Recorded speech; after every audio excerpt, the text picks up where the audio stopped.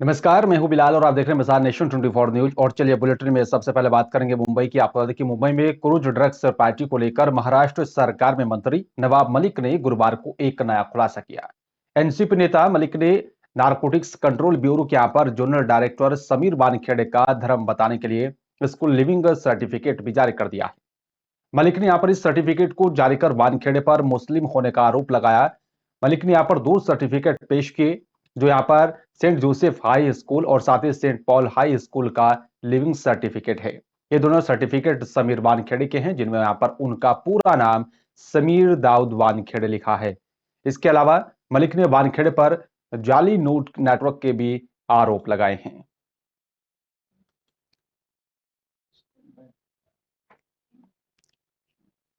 दिग्गज fitness Paytm के share आज गिरावट के साथ लिस्ट हुए हैं। बीएसई पर यहां पर इसके शेयर 1950 रुपए के भाव पर लिस्ट हुए थे, जो 2150 रुपए के यहाँ पर जो इश्यू प्राइस के यहाँ पर मुकाबले करीब 9.07% डिस्काउंट पर है।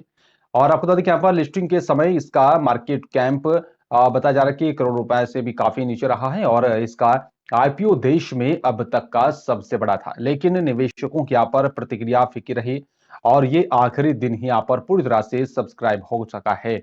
अब इसका शेयर 15% से भी ज्यादा टूट चुका है।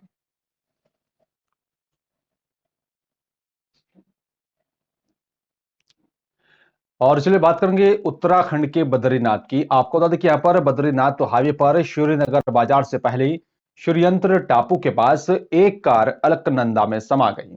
बताया जा रहा है कि घटना बृहस्पतिवार को सुबह हुई है। सूचना मिलते ही फायर सर्विस यूनिट की टीम भी मौके पर पहुंची और रेस्क्यू शुरू किया गया। कार में सवार एक व्यक्ति को तत्काल नदी से बाहर निकालकर अस्पताल में भर्ती कराया गया। घायल व्यक्ति आकाश राठी ने पुलिस को बताया कि यहाँ पर मेरे साथ चचेरा भाई संदीप राठी भी कार में सवार था। जो रिश्ते में यहाँ पर चचेरा भाई है, वो हरिद्वार नारसन कला के रहने वाले हैं और साथ ही बद्रीनाथ धाम की यात्रा पर जा रहे थे। संदीप कार से बाहर नहीं आ पाया और उसने दम तोड़ दिया। पुलिस टीम ने यहाँ पर राफ्टिंग की मदद से नदी के से यहाँ पर कार बाहर निकाली, जहां से संदीप का शव बरामद हुआ।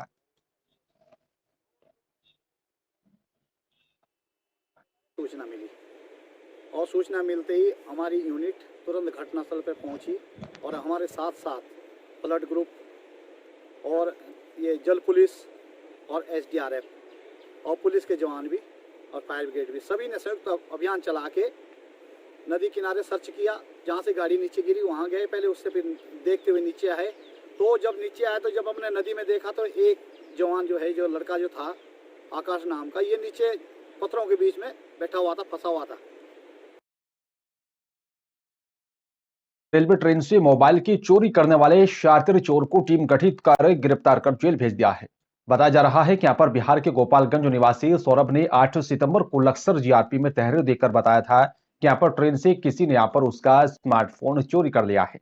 पुलिस ने मुकदमा दर्ज कर जांच पड़ताल शुरू कर दी थी और वहीं रेलवे जीआरपी के यहाँ पर सीओ मनोज कत्याल ने यहाँ पर बताया कि यहाँ पर एसओ प्रदीप राठौर और साथ ही एचसीपी साइबर सिंह के यहाँ पर नेतृत्व में गठित टीम यहाँ पर फोन चुराने वाले युवक सचिन कुमार पुत्र चंद्रभान निवासी बंजारावाला ग्रांडपुर थाना बुग्गावाला के यहाँ पर शिनाख्त कर उसे गिरफ्तार कर लिया और कोर्ट में पेश कर जेल भेज दिया है।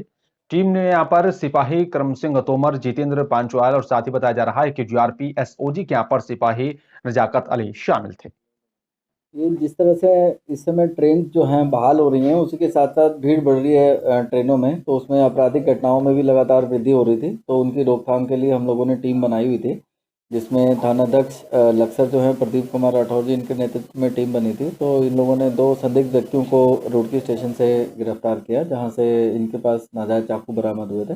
इन लोगों की जब आपराधिक इतिहास की जानकारी की गई तो इनके विरुद्ध पूर्व में भी चोरी की घटनाओं के मुकदमे दर्ज थे। इन लोगों का मोडस ऑपरेंडी ये है, जनरली जो यात्री ट्रेन में ट्रैवल करते हैं, अकेले होते हैं, बुजुर्ग व्यक्ति, महिलाएं, उनके साथ ये लोग बातचीत करके थोड़ी घनिष्ठता बना लेते हैं और फिर उनका सामान उतारने के बहाने उनका सामान को घेर के उसमें चोरी की घटना को अंजाम देते हैं। तो इस तरह की घटनाओं के निश्चित रूप से कमी आएगी गिरफ्तारी से, और इसमें इन लोगों को विधिक कार्रवाई के पश्चात इनको न्यायिक अभिरक्षा में भेजा गया।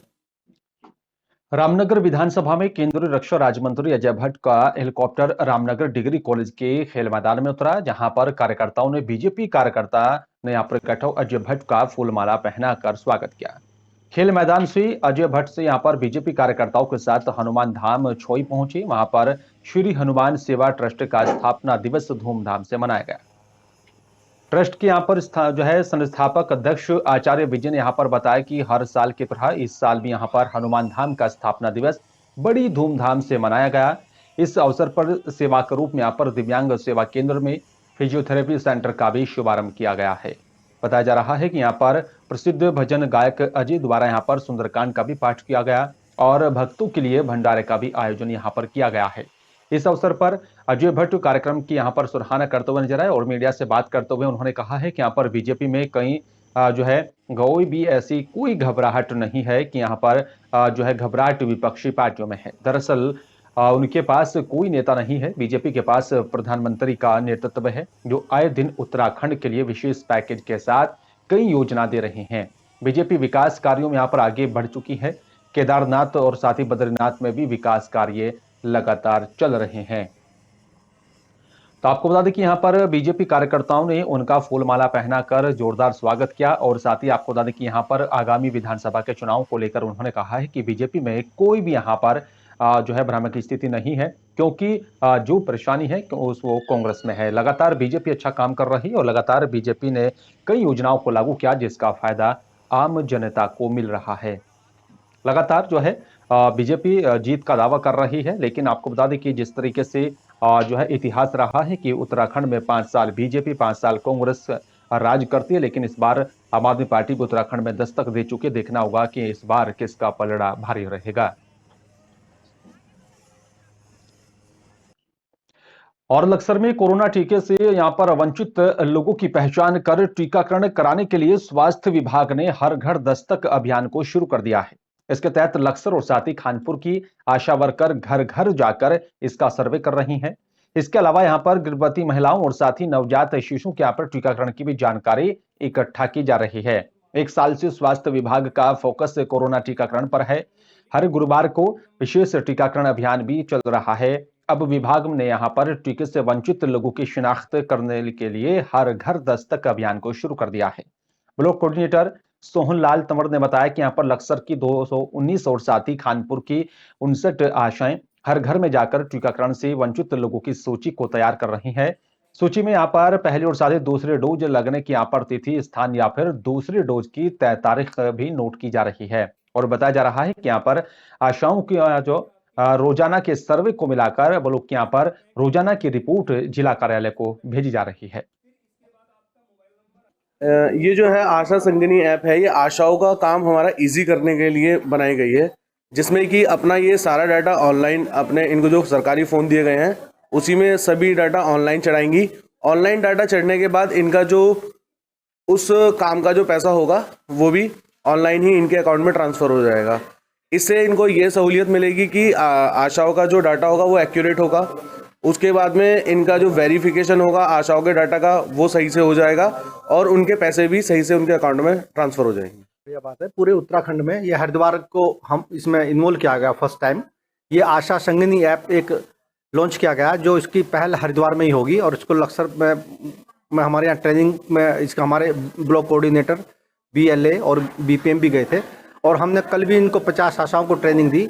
219 लगभग हमारे लक्सर में है, 59 के आसपास हमारी खानपुर में आशा है। सबको एक ट्रेनिंग दी जा रही है। इसमें यह है कि इनका कार्य का लेखा जोखा और इनका जो इंसेंटिव आता है उसका पूरा डिटेल्स इस ऐप के द्वारा रखी जाएगी। इसमें इनको एक RCS ID, एक यूनिक ID इनको मिलेगी। अपने नंबर से ये इसको टैली करेंगे और इसका एक इनको गुप्त कार्ड वो रखा जाएगा कि इनका जैसे एक पासवर्ड होता है वो नहीं बताएंगे। इनको हर पैसे का अपना पूरा डिटेल्स रहेगी, क्या ने कार्य किया और क्या नहीं किया। इनको बार बार बैंक जाने की जरूरत नहीं पड़ेगी और पूरे कार्य की एक डिटेल्स रहेगी जो हम क्लिक करते ही देख लेंगे।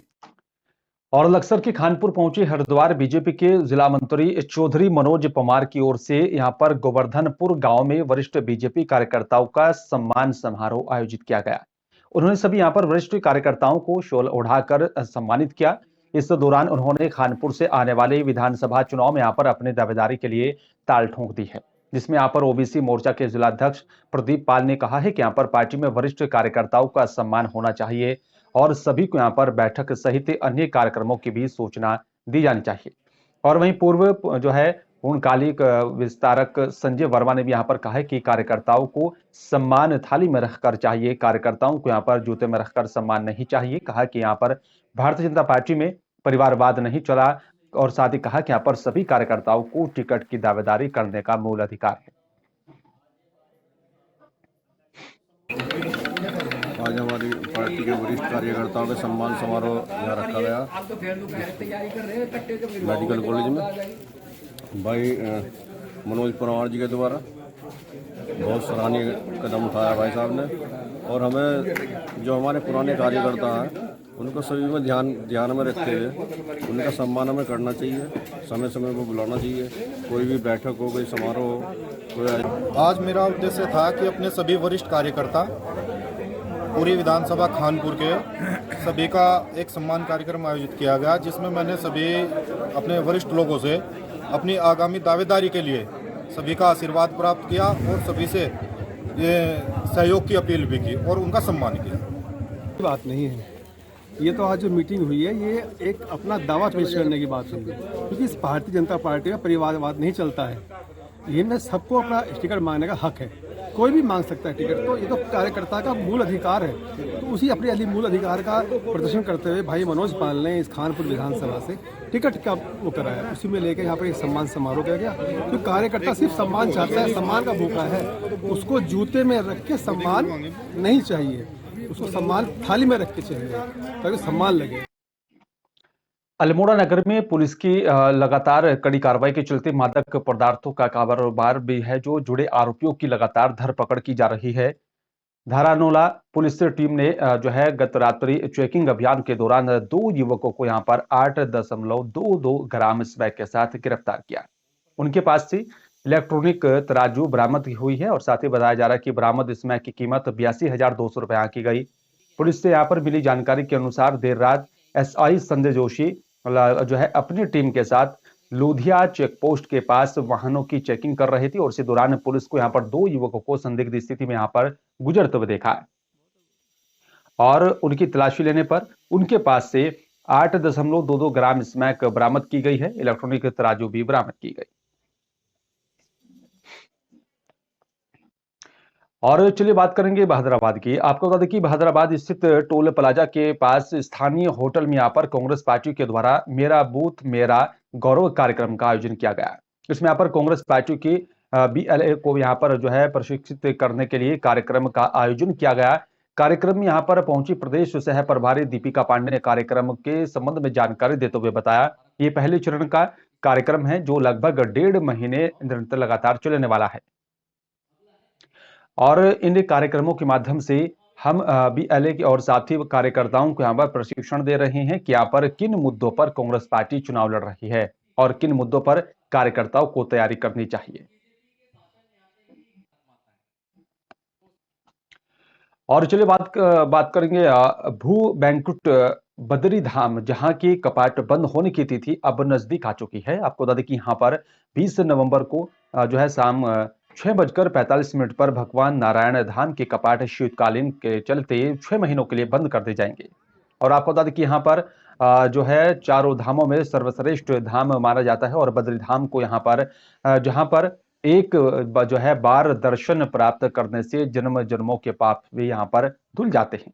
और आपको बता दें कि यहाँ पर जो है उसी बद्री धाम के जहाँ पर अब मात्र 2 दिन बचे हैं कपाट बंद होने में।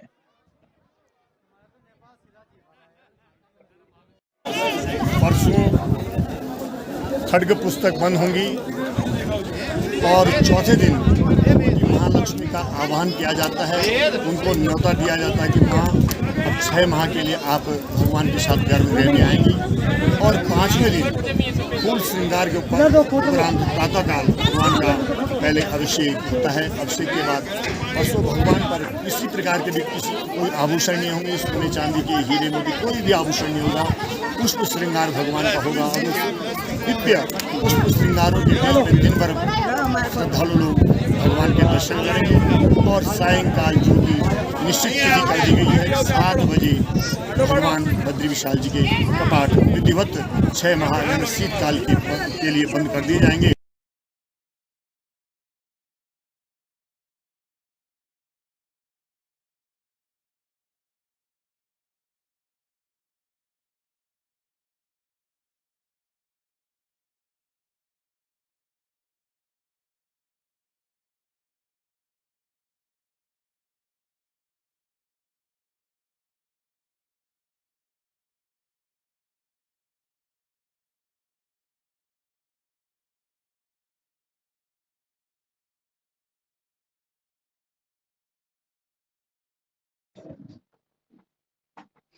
केंद्र और राज्य सरकार के पूरे प्रयास हैं कि यहाँ पर 100% कोरोना वैक्सीनेशन हो जाए, ताकि यहाँ पर आने वाले समय में कोरोना की तीसरी लहर आती है तो उसका कोई प्रभाव ना पड़े, कम से कम उसका असर हो।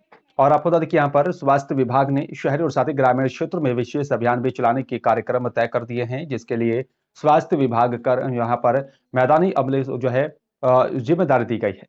लेकिन किरनापुर सामुदायिक स्वास्थ्य केंद्र के यहाँ पर बीएमओ अखिलेश मराठे की यहाँ पर मनमानी वैक्सीनेशन के कार्यक्रम को प्रभावित कर रही है। आपको बता दें, वैक्सीनेशन के लिए यहाँ पर सभी बीएमओ स्वास्थ्य कार्यकर्ताओं के यहाँ पर केंद्र बार बार ड्यूटी चार्ट बनाकर व्हाट्सएप के माध्यम से शेयर कर रहा है, ताकि जो है अमला समय समय पर अपने केंद्र पहुंचकर जो है किरनापुर बीएमओ ने यहाँ पर 17 नवंबर को ड्यूटी चार्ट में यहाँ पर अचानक बदलाव करके सबको परेशानी में डाल दिया है।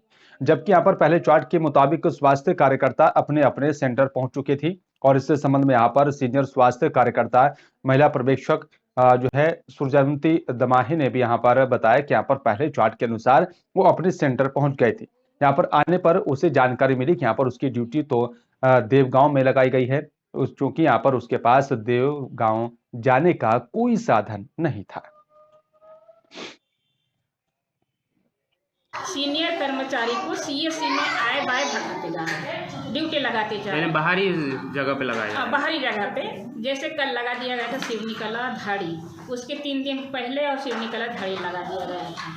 तो ये जानकारी पूछो तो बोले आपको ड्यूटी करना ही है और आप मुझसे किसी भी प्रकार की ऊंची आवाज़ में बात करें। मैं बोली सर मुझे ऊंची आवाज़ में बात नहीं करना है, मैं यहाँ की हूँ, मेरे कार्य क्षेत्र में मेरी ड्यूटी लगाया है। यानी ऊंची आवाज़ करके आपको दबाया जा रहा था? हाँ, ऊंची आवाज़ में यानी दबाया जा रहा था और ये सीधे बोली कि मैं आपकी यानी कि सेवा समाप्ति कर दूँगा लेटर निकाल के। ये सब किसने कहा था? ये बीएमओ मराठे सर ने कहा। मैंने पूरी कार्य के वेरीफाई शिक्षा भी किया और हेल्पर मैडम को भी बताया गया। और मैं बहुत टेंशन में थी।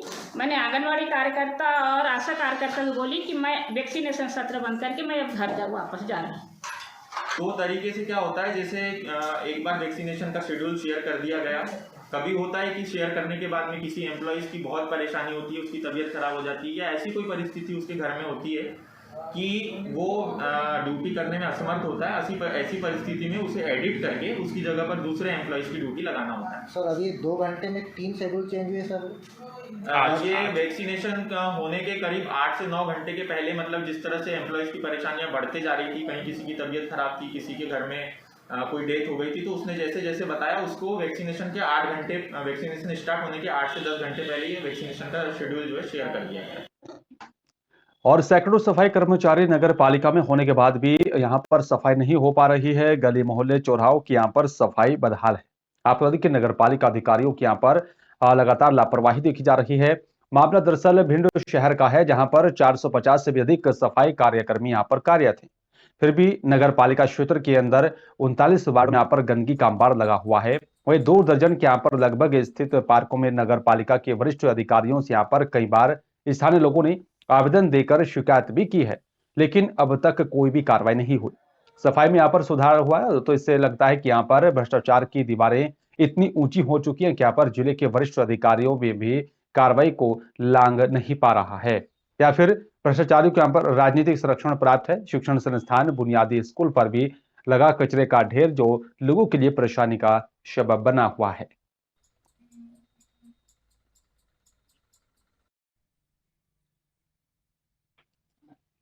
दादा गिट्टी अकेले सिर्फ बेटी बचाओ चौराहे पे नहीं, मैं आपके संज्ञान में लाना चाहता हूँ कि पूरे भिंड की हालत है कि जगह जगह पूरी या तो सड़कें खुद ही पड़ी हुई हैं या उनको सही करने के लिए गिट्टी वगैरह कहीं डाल दी है तो उसको काम नहीं किया गया है। वो गट्टर के गट्टर लगे हुए। बेटी बचाओ चौराहे से आप अकेली बात कर रहे हैं, मैं कहता हूँ आप सब्जी मंडी में चले जाइए, आर नगर वाले पीछे चौराहे पर चले जाइए, आप बाजार में तो खड़े ही है, हर जगह जाम की ऐसी स्थिति बनी हुई है। आपको मैं बता देना चाहता हूँ उसमें इतना शर्मनाक विषय है कि डिवाइडर जो उस जेल रोड पे जो पड़ा हुआ है एक तरफ का, सॉरी रोड पड़ी हुई है एक तरफ की, उसके बीच में बिजली के खंभे खड़े हुए हैं। आज तक भिंड नगर पालिका नरक पालिका हो गई है। इतनी बुरी स्थिति तो कहीं भी नहीं होगी। हमें बड़ा ताज्जुब होता है कि आज शहर के जो जनप्रतिनिधि हैं, शहर के जो प्रशासनिक अधिकारी हैं, सबकी आंखों पे पट्टी बंधी हुई है। कांग्रेस पार्टी ने लगातार सदैव यहाँ क्षेत्र की समस्याओं को प्रशासन के सामने लाने का प्रयास किया है, लेकिन प्रशासनिक अधिकारियों के ऊपर सत्ता के यहाँ स्थानीय राजनेताओं का बड़ा संरक्षण है। वही कारण है कि लगातार इस शहर की सौंदर्यीकरण होने के बजाय यहाँ मैंने कहा नरक जैसी स्थितियां निर्मित हो रही हैं। राजधानी के गांधीनगर इलाके में एमसीए के अपर छात्रा अन्नू दास ने फांसी लगाकर खुदकुशी कर ली है। पुलिस को यहां पर बताया जा रहा है कि मृतका के पास से सुसाइड नोट भी मिला, जिसमें यहाँ पर उसने लिखा है, भगवान मुझे बुला रहा है, सॉरी मम्मी पापा, मुझे माफ कर देना, मैं मर्जी से यहाँ पर यह कदम उठा रही हूं। हालांकि सुसाइड नोट में आत्महत्या की वजह का खुलासा नहीं हो पाया है। छात्रा के पिता रिटायर्ड आर्मी मैन है और आत्महत्या से पहले अनु ने सभी के साथ खाना खाया और साथ ही सोने चली गई। अगले दिन परिजनों ने देखा तो वो यहाँ पर फांसी के फंदे पर लटकी मिली है और इसकी जानकारी परिजनों ने यहाँ पर पुलिस को दी और बताया जा रहा है कि घटनास्थल से पुलिस को यहाँ पर जो सुसाइड नोट मिला है उसमें आत्महत्या का कोई भी यहाँ पर जिक्र नहीं किया गया। कई पहलुओं को ध्यान में रखते हुए पुलिस ने कार्रवाई शुरू कर दी है।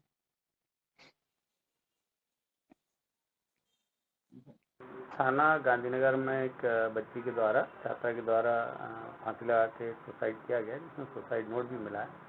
पुलिस ने तत्काल कार्रवाई करते हुए मर्ग पंजीबद्ध कर लिया गया, एफएसएल द्वारा दिखाया गया। मर्ग जांच के दौरान जो भी साक्ष्य आएंगे वैसी कार्रवाई की जाएगी और पुलिस उसमें लगातार जांच जारी है। भोपाल शहर के कैंचीछोला में बुधवार रात दो पक्षों में इलाके में यहाँ पर वर्चस्व के लिए खूनी संघर्ष हुआ। बताया जा रहा है कि 100 से भी ज्यादा लोगों में यहाँ पर लाठी डंडे तलवारें चली हैं, पथराव और साथ ही फायरिंग तक हुई और एक घटना में यहाँ पर 6 से ज्यादा लोग घायल हुए हैं। बताया जा रहा है कि यहाँ पर दोनों गुट अवैध गतिविधियों में अपना वर्चस्व जो है बचाने की फिराक में और इसी बात पर उनके बीच झगड़ा हुआ। राजधानी में बदमाशों के हौसले बुलंद हैं। कैंचीछोला इलाके में यहाँ पर दो पक्षों में इलाके में वर्चस्व को लेकर ये खूनी संघर्ष हुआ है। थाना छोला में रात को एक गंभीर घटना घटित हुई, जब एक विक्की सरदार के द्वारा बताया गया कि उसके साथियों के पास तलवार से हमला किया गया। पुलिस द्वारा तत्काल कार्रवाई करते हुए एफआईआर पंजीबद्ध कर ली गई और आरोपी, उसमें से 2 आरोपियों को भी हिरासत में ले लिया गया है। और दूसरी तरफ से भी ये बताया गया कि विक्की सरदार और उनके साथी द्वारा कुछ फायर किया गया और घर में घुस के मारपीट की गई है। उसकी दूसरी तरफ से भी 336 और 458 का मुकदमा पंजीबद्ध।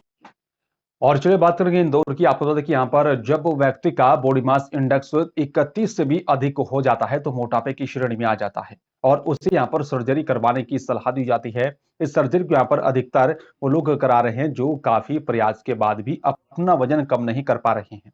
इंदौर में लोगों में यहाँ पर मोटापे की जो है समस्या तेजी से फैल रही है।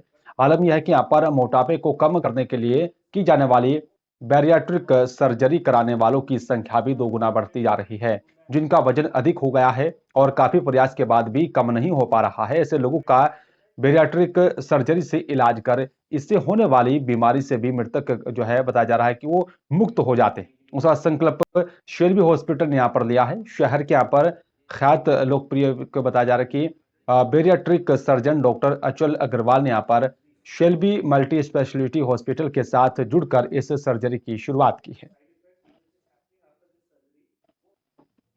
देखिए, लोगों के अंदर बहुत भ्रांतियां हैं कि बैरियाट्रिक सर्जरी बहुत कॉस्टली है, लेकिन ऐसा नहीं है। बैरियाट्रिक सर्जरी कॉस्टली नहीं। अगर आप देखें तो आम सर्जरी में भी 1, 1.5, 2 के आसपास खर्च होती हैं, उससे ज़्यादा नहीं होता। तो अभी जो हमारा कॉस्टिंग आ रहा है वो लगभग 1.70-2 के बीच में आ रहा है, लेकिन हम प्रयास करेंगे कि इसको और कम से कम में हम करें, क्योंकि हमारा जो मोटिव है वो है कि समाज को हम मोटापे से कैसे मुक्त करें।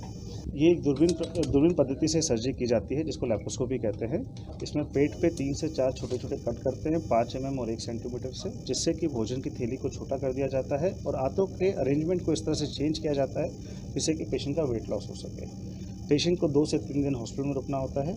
बाहर के जो पेशेंट्स आते हैं हमारे पास इंदौर से बाहर के, उनको हम 4-1 दिन रुकते हैं ताकि 1 आध दिन और उनको हम कंफर्ट फील करा सकें और उसके बाद पेशेंट को डिस्चार्ज कर देते हैं। पेशेंट ऑपरेशन के 6 घंटे बाद चल सकता है। अगले दिन से उनको ओरल लिक्विड्स चालू हो जाता है और फिर एक ग्रेजुअल डाइट शेड्यूल के हिसाब से पेशेंट अपना वेट लॉस करता है। और इंदौर पुलिस ने 2 ऐसे शातिर चेन स्नैचर को गिरफ्तार किया जो अपने नशे और साथी जुए की लत को पूरी करने के लिए यहां पर सुनसान जगहों पर पहले रेकी करते थे, उसके बाद राहगीरों को अपना निशाना बनाते थे। पुलिस ने आरोपियों से यहां पर 52,000 रुपए की नकदी, 2 सोने के चेन, लेडीज पर्स और साथ ही घटना में प्रयुक्त मोटरसाइकिल भी बरामद की है। कुल माल की कीमत 3 लाख रुपए से भी ज्यादा बताई जा रही है। फिलहाल पुलिस आरोपियों से यहां पर अन्य वारदातों के बारे में पूछताछ कर रही है। आरोपियों से पूछताछ में कई बड़े खुलासे होने की भी संभावना है। अभी कुछ पिछले दिनों में कनाड़िया थाना अंतर्गत कुछ बैग छीनने की, मोबाइल छीनने की घटनाएं हुई थी। उसमें थाना कनाड़िया को कुछ सूचना प्राप्त हुई थी। घटना के संबंध में डिटेल्स दिए गए और आरोपियों के हुलिया और बाकी अन्य तथ्यों के आधार पर कनाड़िया टीम लगी थी, तो उनके द्वारा 2 आरोपियों को पकड़ा गया था। दोनों आरोपियों ने जब उनको गिरफ्तार किया गया। और जबलपुर में इन दिनों अवैध शराब का कारोबार भी लगातार फल फूल रहा है। आपको बता दें कि यहां पर अवैध शराब की तस्करी के साथ साथ होटलों, ढाबों में भी खुलेआम शराब परोसी जा रही है। ऐसे नहीं है कि यहां पर इन अवैध गतिविधियों की जानकारी आबकारी विभाग को नहीं है। जानकारी होने के बाद भी आबकारी विभाग छुटपुया शराब तस्करों को पकड़कर अपनी पीठ थपथपाता है। और बताया जा रहा है कि वही जो है, एक तरफ शाम ढलते ही शहर के होटल और साथ ही ढाबों में खुलेआम मैखाने सज जाते हैं और ग्राहकों को यहां पर शराब परोसने का भी कारोबार शुरू हो जाता है। देर रात तक चलता है और यहां पर शराब के शौकीन खुलेआम जाम छलकाते हुए नजर आते हैं। और वहीं आबकारी विभाग को इनकी कोई भनक तक नहीं लगती या फिर कोई कार्रवाई नहीं की जाती। नर्मदा के 5 किलोमीटर के दायरे में आने वाले सभी रेस्टोरेंट और होटलों की शिकायत माननीय आबकारी आयुक्त के यहाँ की गई थी कि इन होटल और रेस्टोरेंटों में शराब पिलाई जा रही है।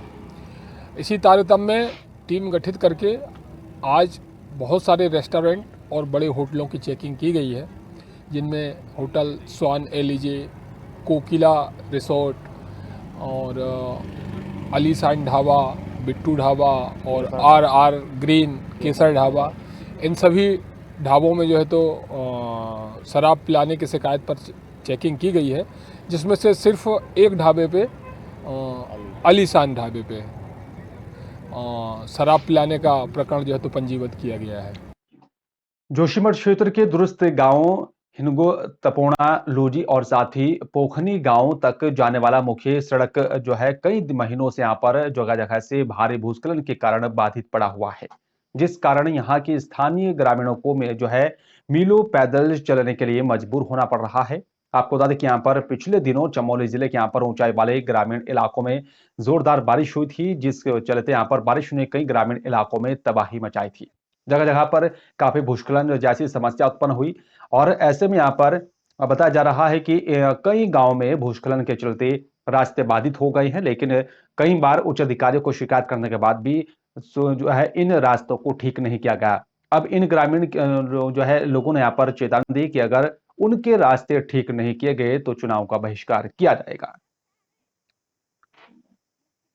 हम ऑन जाने में बहुत परेशानी है, परेशान जब हम आदम जगह जर मोड़ पोलते ना हम गाड़ी में होना बुढ़िया खड़े कदम भी चो पर अब जब बस का सर क्षेत्र वो के रोड खत्म हो रोड हम बूढ़े खड़े हम बाजार जाना भी कोई बीमार भी चाहे बीमार ऑन जाना भी परेशानी हो गई, कोई हाथ से भी जा रहा जो हम रोड लंगसी गुलाबकोटी से दुईंग तपोण लांजी पोखनी मोटर मार्ग विगत 2 माह से बंद पड़ी हुई है, जो कि पूर्ण रूप से क्षतिग्रस्त हो गई थी 18-19 अक्टूबर की बारिश से, और जिसको लेकर बार बार जनप्रतिनिधि द्वारा शासन प्रशासन को अवगत किया गया, लेकिन शासन बरसात में रोड टूट के 6 महीने में हम रोडो दर्शन नहीं और पैदल बाटो भी नहीं हम कर्तव्य कहकर बता बीमार होना तो तब लंचदार बाटो जाना जोशीमठ हम हॉस्पिटल सावधान भी नहीं मार्ग से पूर्ण रूप से क्षतिग्रस्त हो चुकी है। और इस संबंध में हम जो है कल यानी 17 तारीख को अपने जिलाधिकारी महोदय गोपेश्वर से मिले, चमोली मिले और अपने माननीय विधायक महेंद्र भट्ट से भी मिले थे। उन्होंने ये आश्वासन दिया है कि हमको जो है 10 या 15 दिन के अंतर्गत ये रोड सुचारू रूप से खुल जाएगी। यदि तपोण पुल तक मोटर मार्ग पूर्ण रूप से क्षतिग्रस्त हो चुकी है। हम शासन प्रशासन से कई बार मिल चुके हैं। कल हम 17 नवंबर को डीएम साहब और अपने विधायक से भी मिल चुके हैं। उन्होंने हमें आश्वासन दिया है कि 10-15 दिन में रोड खुल जाएगी। लंगसी रोड से मोटर मार्ग लंगसी इंचपाली तक पूर्ण रूप से क्षतिग्रस्त हो चुके हैं। इस संदर्भ में हम लोगों ने शासन प्रशासन से कई बार आवेदन किया, मांग की, लेकिन हमारी कोई सुनवाई नहीं हुई। कल दिनांक 17 तारीख को हम जो है माननीय जिलाधिकारी से मिले, माननीय विधायक से मिले। उन्होंने हमको आश्वासन दिया कि हम 10 दिन के अंदर आपके रोड सुचारू रूप से चालू कर देंगे। अगर हमारे रोड 10 दिन में सुचारू नहीं होती है तो हमारे पूरी ग्रामीण क्षेत्रीय जनता ने, तपों, द्वींग, लांजी, पोगनी की जनता ने उग्र आंदोलन करने की चेतावनी दी है और रोड नहीं तो वोट नहीं का भी मन बना दिया है और कार्मिक अनशन, आमरण अनशन करने की भी चेतावनी दी है। तो इस संदर्भ में ज़्यादा नहीं कहते हुए शासन से यही निवेदन है कि 10 दिन में हमें रोड सुचारू करने की कृपा करें। धन्यवाद। और उज्जैन में कार्तिक माह की यहाँ पर बैंकुट चतुर्दशी के यहाँ पर अर्धरात्रि को जो है अद्भुत नजारा देखने को मिला है, क्योंकि यहाँ पर भगवान भोलेनाथ पालकी में बैठकर गोपाल मंदिर पहुंचे और परंपरा के अनुसार यहाँ पर भगवान श्री कृष्ण को यहाँ पर पृथ्वी का भार सौंपकर कैलाश पर्वत चले गए हैं और भगवान विष्णु और साथ ही भगवान शिव के यहाँ पर इस मिलन को हर मिलन के रूप में भी मनाया जाता है। सवारी मार्ग पूरी तरह से पुलिस छावनी में बदल गया था। सवारी में यहाँ पर श्रद्धालुओं के शामिल होने पर प्रतिबंध लगा हुआ था और साथ ही बताया जा रहा है कि बैंड, हाथी, घोड़े, भजन मंडली को भी सवारी में शामिल नहीं किया गया।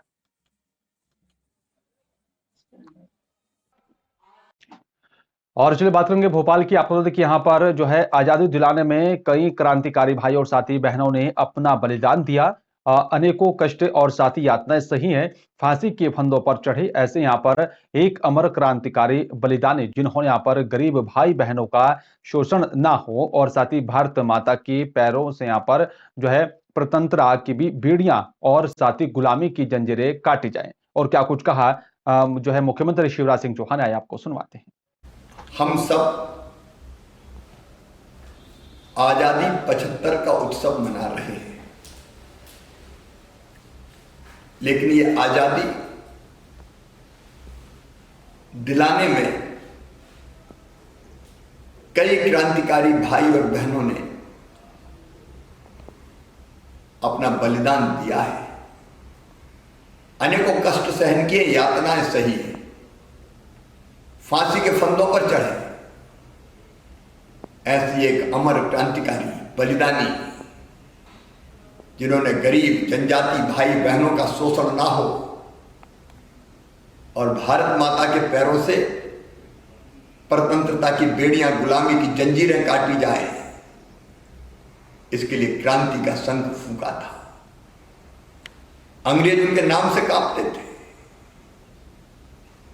रॉबिन हुड की उपाधि उनको दी थी। ऐसे अमर शहीद क्रांतिकारी टंट्या मामा सौभाग्य से मध्य प्रदेश की धरती पर खंडवा जिले में उन्होंने जन्म लिया था और उनके बलिदान के बाद उनका अंतिम संस्कार पाताल पानी में हुआ था।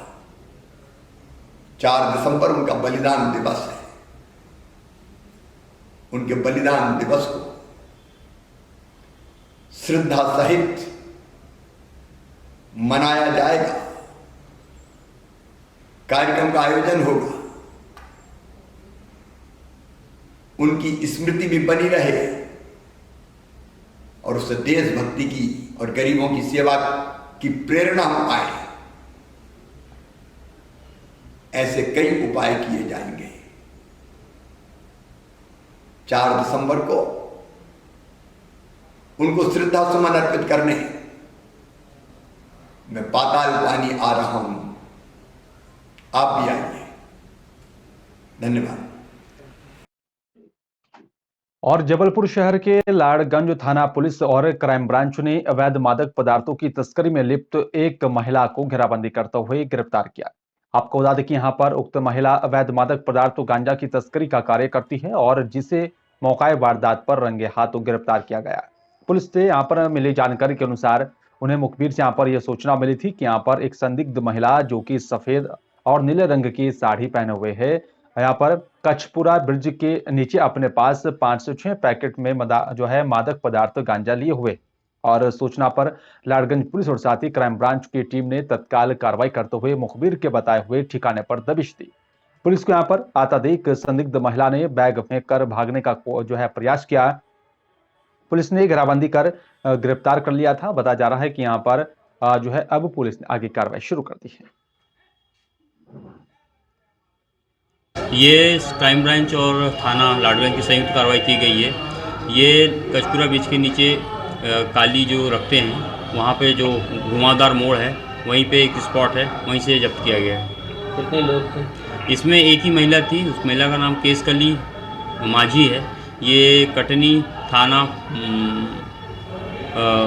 कुठेला की रहने वाली बता रही है। कितना किलो बरामद हुआ? बरामद गांजा की वजन लगभग 28 किलोग्राम है। कितने की हुई कुल राशि? लगभग 3 लाख की है जिसकी। और बरेली के थाना बहेड़ी क्षेत्र के मिन्नतपुर की रहने वाली युवती को छेड़छाड़ के आरोपों में उन्हें यहां पर मुकदमा वापस लेने पर जहर दे दिया है। बताया जा रहा है कि यहां पर जो है 4 साल पहले आरोपियों पर मुकदमा दर्ज कराया गया था, जिसकी कोर्ट में आने वाली 25 नवंबर को तारीख थी। आरोप है कि यहां पर आरोपी लगातार युवतियों और साथ ही उनके परिवार वालों पर मुकदमा वापस करने का दबाव बना रहे थे। आरोपियों को यहां पर बताया जा रहा है कि डर था कि यहां पर कहीं इस मुकदमे में उन्हें सजा ना मिल जाए, और इसी को लेकर आरोपियों ने यहां पर घटना को अंजाम दिया। और दरअसल बेहड़ी थाना क्षेत्र के गांव मिन्नतपुर की रहने वाली मृतका 19 वर्षीय रेशमा पुत्री अफसार ने यहां पर बताया कि यहां पर 4 साल पहले ही नजीर अहमद, अनीस अहमद, अकील अहमद, शकील अहमद, फजील अहमद सहित यहां पर 7 लोगों पर छेड़छाड़ का मुकदमा दर्ज कराया गया था, जिसका कोर्ट में ट्रायल भी चल रहा है।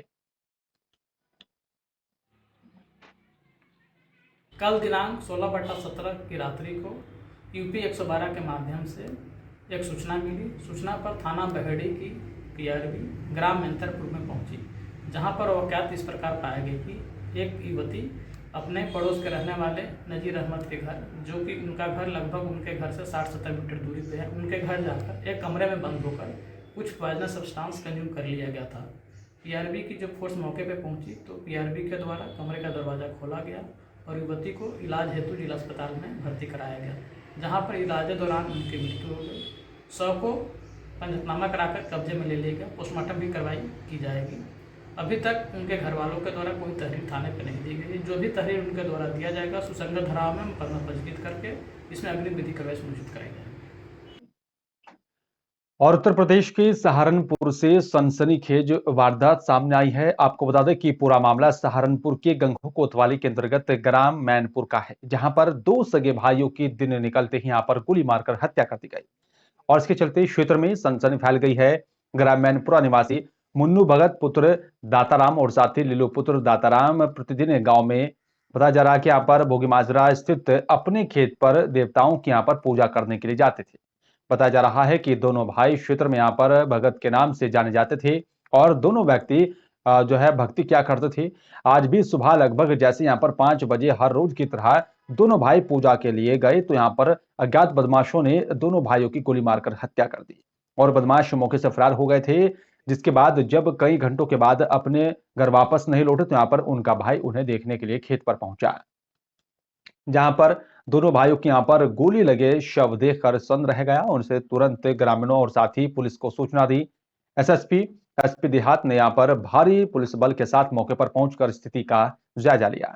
फोरेंसिक टीम और साथ ही डॉग स्क्वाड की जांच के लिए मौके पर पहुंची और साथ ही जांच में जुट गई थी। और बताया जा रहा है कि यहाँ पर एसएसपी आकाश तोमर ने घटना की जानकारी देते हुए बताया कि घटना का जल्द ही खुलासे के लिए कई टीमें गठित कर दी गई हैं।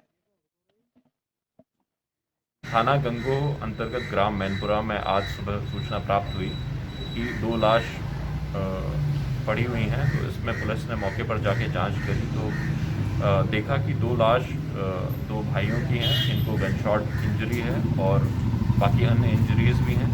मौके पर मैंने स्वयं और बाकी जनपद के अधिकारियों ने निरीक्षण कर लिया है।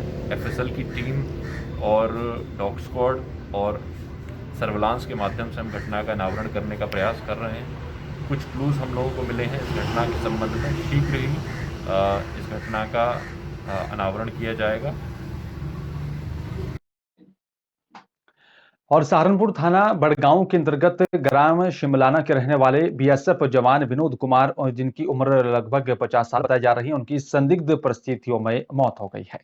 आपको बता दें कि बीएसएफ का जवान जो कि यहाँ पर उड़ीसा में तैनात था, अपनी बेटी की शादी के लिए छुट्टी पर आया हुआ था और वहीं परिवार वालों का यहाँ पर कहना है कि जब से छुट्टी पर हैं, कुछ टेंशन में रह रहा था।